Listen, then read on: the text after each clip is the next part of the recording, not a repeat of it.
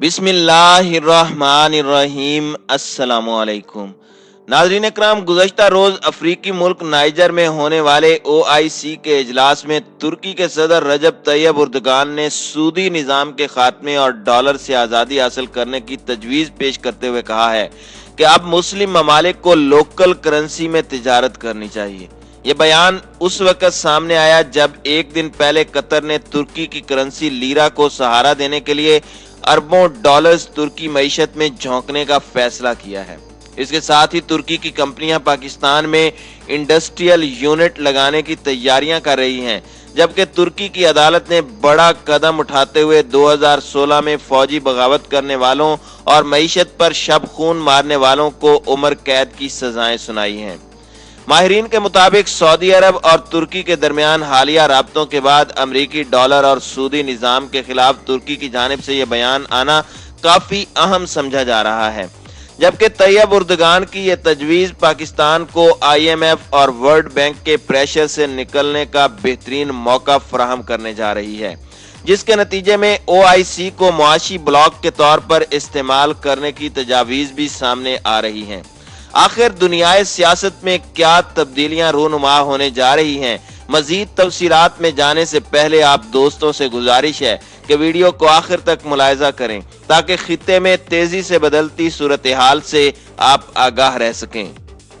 नाज़रीन इकराम, अमेरिका में इक़्तिदार की तब्दीली का वक्त करीब आते ही मिडल ईस्ट के हालात करवट बदलने जा रहे हैं। अमेरिका के नौ मुंतखब सदर जो बाइडन, जो तुर्की की मौजूदा हुकूमत को जमहूरी हुकूमत की बजाय सख्त गिर ऑटोक्रेट हुकूमत का खिताब भी देते हैं, अब तुर्की और अमेरिका के दरमियान जो बाइडन की आमद के साथ ही दूरियां पैदा होने जा रही हैं। जबकि जो बाइडन ने सऊदीया से जमाल खशोगी का हिसाब मांगने और हथियारों के मुआहदे पर नजरसानी करने का भी इंदिया दिया था, इसलिए अमेरिका और सऊदी अरब के दरमियान खलीज पैदा हो रही है, जिसने तुर्की और सऊदी अरब को करीब तर कर दिया है। तुर्की की महाजराई यूरोप के साथ भी इस वक्त उरूज पर पहुंचती जा रही है और साइप्रस के पानियों में तुर्की की जानिब से ड्रिलिंग और कुदरती वसाइल के हुसूल ने बुहेरा रोम में कशीदगी में इजाफा कर दिया है, जिसके बाद तुर्की की करेंसी लीरा को हिट करने के लिए यूरोपीय ममालिक ने सर जोड़ लिए हैं और फ्रांस और यूनान ने तुर्की के कदम रोकने के लिए मुआशी पाबंदी की तजवीज़ भी दी है, जिसके नतीजे में तुर्क करेंसी लीरा हालिया दिनों में मजीद 30% तक गिर चुकी है। इसीलिए तुर्क सदर ने डॉलर और यूरो के खिलाफ मुस्लिम उम्मा के प्लेटफॉर्म को यूज करने का फैसला किया है, जबकि डील ऑफ द सेंचुरी पर मंडलाते खतरात और मिडल ईस्ट में गैर यकीनी की कैफियत पैदा होने के बाद पाकिस्तान का किरदार खुद ब खुद उभरता जा रहा है। यही वजह है कि OIC के इजलास से एक दिन कबल कश्मीर को एजेंडे से निकाले जाने के बाद दोबारा मसला कश्मीर को एजेंडे में शामिल करना पड़ा, जबकि उसी दौरान ही तैयब उर्दगान ने OIC ममालिक को डॉलर और यूरो की बजाय लोकल करेंसी में तिजारत को फरोग देने की तजवीज़ दी है और सूदी निज़ाम के खात्मे की बात की है, जिसे मगरिब के खिलाफ मुआशी जंग के तौर पर भी देखा जा रहा है। तुर्की और मगरिब के दरमियान मुआशी जंग का आगाज 2018 से ही हो चुका था, जब तुर्की ने अमेरिका के पादरियों एंड्रियो बर्सन को बागी तंजीम से ताल्लुक के इल्जाम में गिरफ्तार किया था, जिसके जवाब में अमेरिका ने तुर्की पर मुआशी पाबंदी लगाते हुए तुर्की की करेंसी लीरा को हिट कर दिया था, जिसके नतीजे में उसकी वैल्यू 40% तक गिर गई थी। जबकि इसी असना में अंदर से भी माफिया एक्टिव हो गई थी और रातों रात मार्केट से डॉलर गायब करवाए गए और मुल्क से पैसा निकालकर बैरूनी अकाउंट्स में मुंतकिल किया गया। ये वो चीज थी जिससे तुर्क मईशत को शदीद नुकसान पहुंचा और तैयब उर्दगान ने 2018 में मुआशी दहशतगर्दी के खिलाफ भरपूर ऑपरेशन का आगाज किया, ठीक उसी तर्ज पर जैसे 2016 में नाकाम फौजी बगावत का इर्तिकाब करने वालों के खिलाफ किया गया था।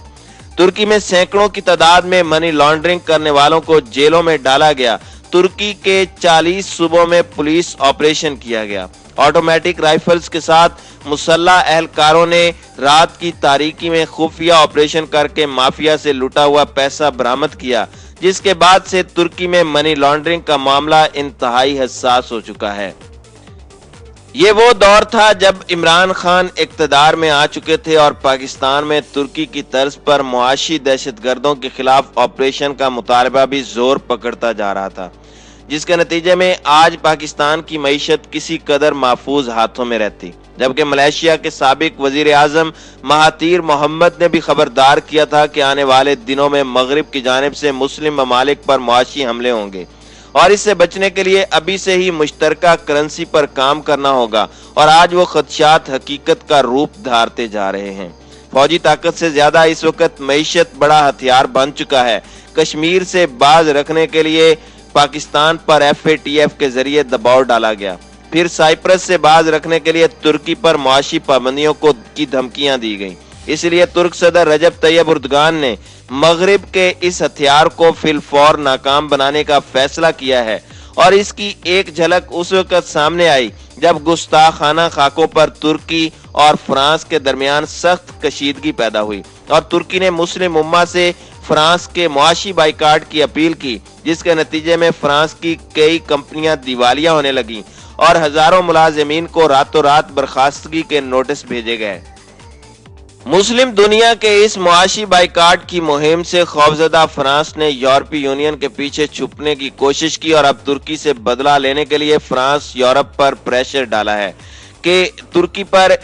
معاشی پابندیاں لگا دی جائیں، جبکہ پاکستان کی جانب سے آذربائیجان اور ترکی کے ساتھ کھڑا ہونے پر فرانس اور انڈیا کے درمیان ہتھیاروں کی فروخت میں اضافہ ہو گیا ہے، اور جو بائیڈن کی آمد کے بعد سعودی عرب اور امریکہ کے درمیان ممکنہ طور پر فاصلے بھی پیدا ہوتے جا رہے ہیں۔ اس لیے موقع کو غنیمت جانتے ہوئے طیب اردگان نے اہم پتہ کھیلتے ہوئے مسلم ممالک کو معاشی بلاک بنانے اور ڈالر اور یورو کے خلاف جنگ چھیڑنے کی تجویز دی ہے، جس سے یقینی طور پر یورپ اور امریکہ پر شدید دباؤ آئے گا، جبکہ قطر ترکی کی کرنسی لیرا کو سہارا دینے کے لیے میدان میں آ چکا ہے۔ گزشتہ دنوں قطر کے امیر شیخ تمیم بن حمد آل ثانی ترکی کے دورے پر پہنچے تھے، جہاں پر انہوں نے طیب اردگان کے ساتھ مل کر 10 بڑے معاہدوں کی منظوری دی۔ قطر نے ترکی کی اسٹاک ایکسچینج استنبول میں واقع لگژری شاپنگ مالز اور انطالیہ نامی بندرگاہ کے شیئرز خریدنے کے علاوہ کئی MOU سائن کیے، جن سے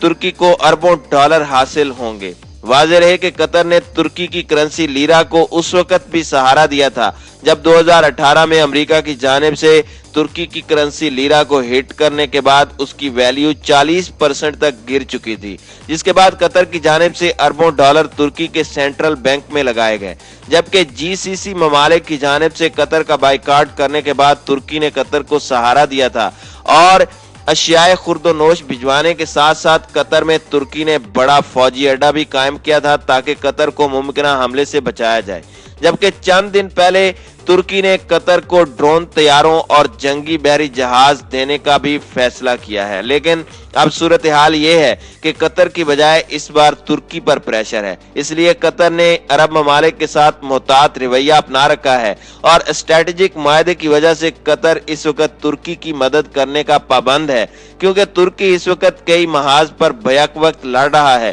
اور یورپ کے ساتھ بھی اس وقت کشیدگی چل رہی ہے۔ اسی لیے ترکی نے اب OIC کے پلیٹ فارم کو یوز کرنے کا فیصلہ کیا ہے، جبکہ یہ بات بھی واضح رہے کہ آذربائیجان کی فتح کے بعد ترکی اور پاکستان کی اہمیت میں بھی اضافہ ہوا ہے، جس نے OIC ممالک پر ایک طرح سے دباؤ بھی ڈالا ہے۔ یہی وجہ ہے کہ اب ترکی اور پاکستان کے لیے ممکنہ طور پر حالات سازگار ہوتے جا رہے ہیں۔